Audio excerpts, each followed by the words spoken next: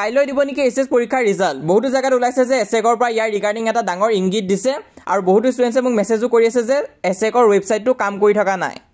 আৰু এটো এটা ডাঙৰ ইংগিত বুলি সিহঁতে কৈ আছে কাৰণ মেট্ৰিক পৰীক্ষা আগতো তেনেকুৱা হৈছিল যেতিয়া ৱেবছাইট ক্ৰেশ হয় তেতিয়া ৰিজাল্ট দিয়ে আৰু মেট্ৰিক পৰীক্ষা বুলি নহয় প্ৰতি বছৰে এনেকুৱাই হৈ আহিছে আৰু যোনটো কথা আছিল যে মেট ৰিজাল্ট দিব হেতু কি কেনসেল কৰা হৈছে নেকি আৰু একিদিনতে ৰিজাল্ট দিব নেকি তো গুটেখিনি জানিব হলে ভিডিওটো সম্পূৰ্ণ চাবা তো মেট্ৰিক পৰীক্ষাৰ কথা যদি মই কওঁ তাত কি হৈছিল সেবাৰ ৱেবছাইটটো এদিন আগত ক্ৰেশ হৈছিল 2024 টো তেনেকুৱা হৈছিল তাৰ পিছনা ৰিজাল্ট দিছিল আৰু 2023 টো তেনেকুৱাই হৈছিল আৰু ইন্টাৰেষ্টিংলি এই বছৰ কি হল যোনদিনা ৱেবছাইট ক্ৰেশ হল তাৰ পিছদিনা এপ্ৰিল 11 ত তোমালোকৰ ৰিজাল্টটো দি দিছিল তো তাকে বহুত ষ্টুডেন্টছে খুদি আছিল তো ৱেবছাইট ক্ৰেশ হোৱা দুটা কাৰণ থাকে এটা হৈছে টু মেনি ভিজিটৰ যেতিয়া বহুতো মানুহে ৱেবছাইটত ভিজিট কৰে আৰু ৱেবছাইটটোৱে লোড ল'ব নোৱাৰে তেতিয়া কিন্তু ৱেবছাইটটো ক্ৰেশ হৈ যায়গৈ তো হেতু দেখা গৈছে মেট্ৰিক পৰীক্ষা আগতো তেনেকুৱা হৈ আছিল সেবাৰ ৱেবছাইট কেইবাবাৰো ক্ৰেশ হৈছিল আৰু আনটো কথা হৈছে ওভাৰলোড তো ৱেবছাইট ওভাৰলোড কেতিয়া হয় যেতিয়া বহুত ইনফৰমেশন এবাৰতে ভৰাই দিয়া হয় আৰু তোমালোকৰ ৰিজাল্টটো যদি গুটেটো ৱেবছাইটত এন্টাৰ কৰিব লগা হয় ৰিজাল্টৰ কাৰণে তেন্তেও কিন্তু ৱেবছাইটটো ক্ৰেশ হয় হেতু কাৰণে ৰিজাল্টৰ আগত দেখা যায় যে ৱেবছাইটটো ক্ৰেশ হৈ যায় তো এই বছৰ মেট্ৰিকৰ ৰিজাল্ট আগতো কি হৈছিল তোমালোকৰ ৱেবছাইটটো 10 তাৰিখে ক্ৰেশ হোৱা নাছিল 9 এপ্ৰিলতে ক্ৰেশ হৈ গৈছিল গৈ 9 এপ্ৰিলৰ ৰাতি ৱেবছাইটটো ক্ৰেশ হৈছিল মানে ওপেন হৈ থকা নাছিল বহুত ষ্টুডেন্টে ভিজিট কৰি থকা কাৰণে আৰু 10 এপ্ৰিলতো তোমালোকৰ ওপেন হোৱা নাছিল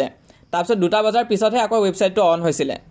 তো কম সময়ৰ কাৰণে যদি তেনেকুৱা হৈছে তেনেহলে কোনো কথা নাই কিন্তু অকমান বেছি টাইমৰ কাৰণে যদি তেনেকুৱা হয় তেনেহলে গম পাবা যে ৰিজাল্ট দিব বুলি তাৰপিছত 11 তাৰিখে ৰিজাল্ট দিছিল তো এতিয়া যোনটো ক্ৰেশ হৈছে তাৰ মানে কি একিনতে ৰিজাল্ট দিব নেকি কাৰণ বহুতে এই বুলি ভাবি আছে যে মেট ৰিজাল্ট দিব বুলি কিন্তু ম্যাক্সিমাম চান্স তোমালোকৰ 29ত আছে 28ত নাই 28ত এই কাৰণে নাই কাৰণ ক্ৰেশটো আজিহে হোৱা বুলি বহুতে কৈ আছে তো আজি যদি হৈছে তেনেহলে তেতিয়াও দুদিন মান লাগে তো হেতু কাৰণে 29 মানত দিব পাৰে বা 30 মানত দিব পাৰে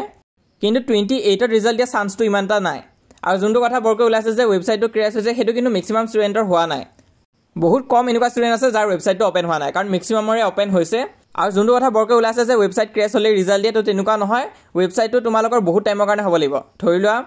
7-8 ঘণ্টাৰ কাৰণে যদি ৱেবছাইটটো ওপেন হৈ থকা নাই তেনেহলে তোমালোকে বুজিব পাৰা যে ৰিজাল্ট দিব কিন্তু তেনেকুৱা নিচিনা দেখা পোৱা যোৱা নাই হয়তো তোমালোকৰ 10-5 মিনিটৰ কাৰণে তেনেকুৱা নিচিনা হৈছিল কিন্তু এতিয়া সব নৰমাল আছে তো মইও যদি এটা ওপেন কৰি চাও তেনেহলে ৱেবছাইটটো ঠিকে কাম কৰি আছে তো কাইলৈ কিন্তু চান্স নাই তোমালোকৰ ৰিজাল্ট দিয়া যদি হে ৰিজাল্ট দিয়ে তেনেহলে 29ত দিব পাৰে নহলে তোমালোকে ডাইৰেক্ট মে মান্থৰ ফাৰ্স্ট উইকতে দিব বুলি এক্সপেক্ট কৰিব পাৰা লগতে তোমালোকে যদি এতিয়াও নাজানা ৰিজাল্টটো কেনেকৈ চেক কৰিব লাগে তেনেহলে এই ভিডিওটো চাই লবা তো ইয়াত মই দেখাইছো কেনেকৈ ফাস্টেষ্ট ওয়েত তোমালোকে নিজৰ ৰিজাল্টটো চেক কৰিব পাৰিবা কাৰণ বহুত ষ্টুডেন্টৰ কি হয় ৰিজাল্টটো 2-3 ঘণ্টা লাগি যায় গৈ ৰিজাল্ট দিয়াৰ পিছত তেতিয়া খেতে নিজৰ ৰিজাল্টটো চাব নোৱাৰে তো তাত তোমালোকে সোনকালে চাব পাৰিবা ভিডিওটো চাই লবা লিংকটো মই পিন কমেন্টত দি দিম তাৰ উপৰি WhatsApp চেনেলৰ লিংকটো দি দিম কিবা কনফিউজন থাকিলে মোক তোমালোকে ডাইৰেক্টলি খুদিব পাৰিবা আৰু চেনেলটো সাবস্ক্ৰাইব কৰি ৰাখিবা কিবা কাৰণত যদি ৰিজাল্টটো ভাল নহয় তোমালোকৰ বা কিবা চেক কৰাব লগা হয় কপি চেকিংৰ তেনেহলে মই যিমান পাৰো তোমালোকক ইনফৰমেশনখিনি দি যাম তো হেতু কাৰণে চেনেলটো সাবস্ক্ৰাইব কৰি ৰাখিবা